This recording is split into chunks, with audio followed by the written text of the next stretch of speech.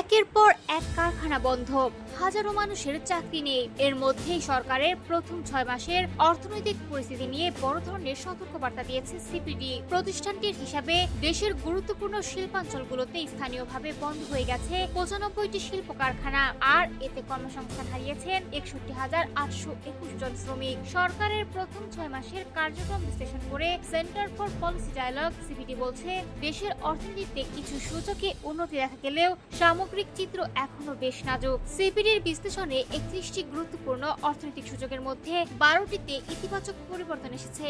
বিশেষ করে রেমিটেন্স প্রবাহ এবং বৈদেশিক মুদ্রা রিজার্ভ পরিস্থিতিতে কিছুটা স্বস্তি মিলেছে, কিন্তু বিপরীত চিত্র দেখা গেছে বাকি ১৯টি সূচকে। মূল্যস্ফীতি, মাথাপিছু ঋণ সহ বেশ কয়েকটি গুরুত্বপূর্ণ সূচকে অবনতি হয়েছে।